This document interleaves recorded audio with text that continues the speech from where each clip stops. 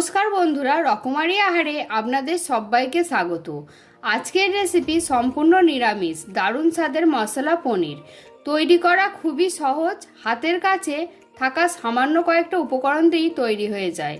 তাহলে চলুন রেসিপিটি শুরু করা যাক।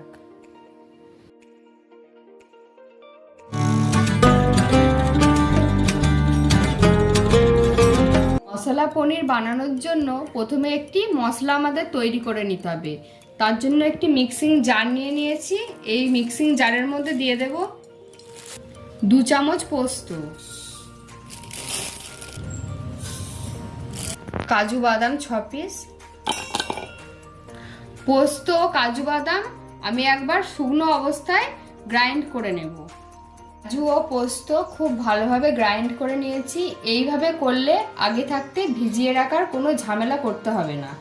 এবার আমি এর মধ্যে দিয়ে দেব আদার টুকরো। এখানে আমি 1 ইঞ্চি আদা এইভাবে টুকরো করে নিয়েছি। আর দিয়ে দেব 2 ছোট সাইজের টমেটো। ঝালের জন্য দেবো 3টে কাঁচা লঙ্কা, আপনারা আপনাদের পরিমাণ অনুযায়ী দিয়ে নেবেন। সামান্য জল দিয়ে একটি মিহি পেস্ট করে নেব। ভালো করে মিহি পেস্ট করে নিয়েছি। এবার রান্নার দিকে এগিয়ে যাব। এখানে নিয়ে নিয়েছি পনির। পনিরের মধ্যে এবার আমি দিয়ে দেব লবণ,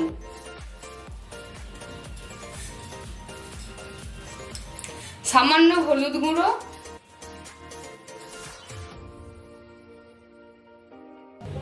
দিয়ে দেব সামান্য পরিমাণ কাশ্মীরি রেড চিলি পাউডার। ভালোভাবে পনিরের গায়ে এইভাবে মাখিয়ে নেব।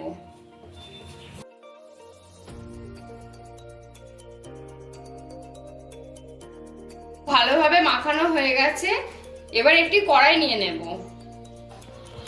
কড়াইয়ে দিয়ে দিয়েছি সাদা তেল, গরম হয়ে গেছে। এবার একে একে পনিরগুলো আমি দিয়ে একটু ভেজে নেব। এখানে আমি সাদা তেল ব্যবহার করেছি। এই রান্নাতে অবশ্যই সাদা তেলের ব্যবহারই করতে হবে।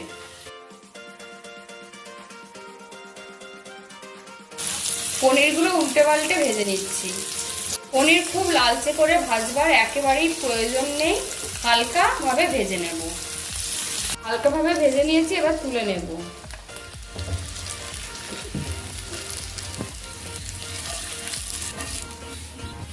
ফোড়নের জন্য দিয়ে দেব গোটা গরম মশলা। এখানে আমি নিয়ে নিয়েছি দারচিনি, লবঙ্গ আর ছোট এলাচ, আর সঙ্গে দিয়ে দেব 2 তেজপাতা।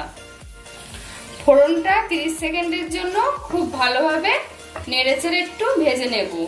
ফোড়ন থেকে খুব সুন্দর একটা গন্ধ বেরিয়ে এলে দিয়ে দেব এই মশলার পেস্ট, যেটা আমি আগে থেকেই করে রেখেছিলাম।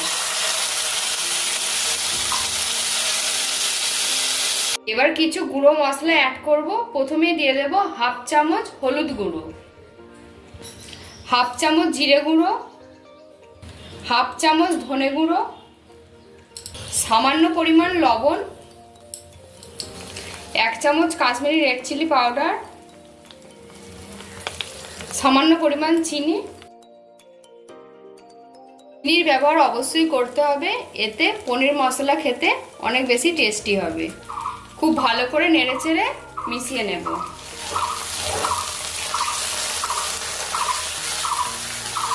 সমস্ত মশলাগুলি একসাথে খুব ভালো করে হাতে সময় নিয়ে কষিয়ে নিতে হবে।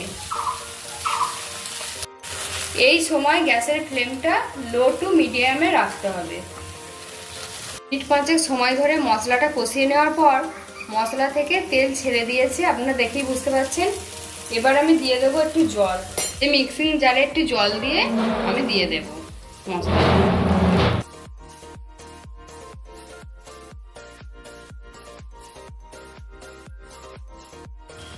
খুব ভালো করে নেড়েচেড়ে মিশিয়ে নেব। এবার দিয়ে দেব ভেজে রাখা পনিরগুলো। পনিরের সাথে মশলাটা খুব ভালোভাবে হালকা হাতে এভাবে মিশিয়ে নিতে হবে। পনিরের সাথে মশলাটা মিনিট 5 সময় ধরে একটু কষিয়ে নেব। মিনিট 5 সময় ধরে কষানোর পর আবার দিয়ে দেব সামান্য পরিমাণ জল। এখানে জলের ব্যবহার আমি খুব বেশি করব না, কারণ এই রেসিপিটি একটু গামাখা হবে। আরও একটু জল দিয়ে মিনিট 5 রান্না করে নেব। লো টু মিডিয়াম ফ্লেমে 5 মিনিটের জন্য ঢাকা দিয়ে দেব। ফিরে এলাম মিনিট 5 পর। দেখুন পনির মশলার কালারটা কত সুন্দর এসেছে। একটু নেড়ে ছেড়ে নেব।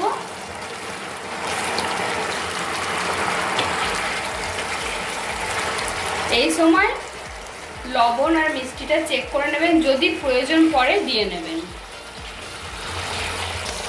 এখানে আমি দিয়ে দেব ড্রাই রোস্ট করে রাখা কাসুরি মেথি। হাতে একটু এইভাবে ক্রাশ করে নিয়ে দিয়ে দেব, এতে খুব সুন্দর একটা ফ্লেভার আসবে। দিয়ে দেব হাফ চামচ গরম মশলার গুঁড়ো। সব শেষে দিয়ে দেব 1 চামচ ঘি। ঘিটা অবশ্যই ব্যবহার করার চেষ্টা করবেন। আর গ্যাসের ফ্লেমটা আমি অফ করে দেব। তারপর একটু নেড়ে চেড়ে মিশিয়ে দেব।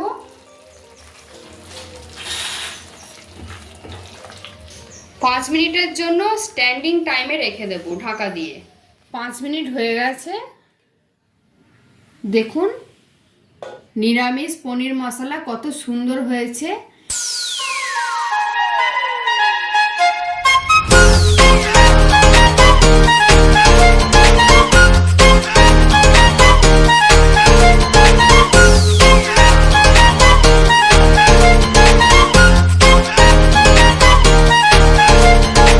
বন্ধুরা দেখলেন তো কত সহজে নিরামিষ মশলা পনির বানিয়ে আপনাদের দেখালাম। রুটি, পরোটা, নান, ফ্রাইড রাইস, পোলাওয়ের সাথে দারুণ লাগে খেতে।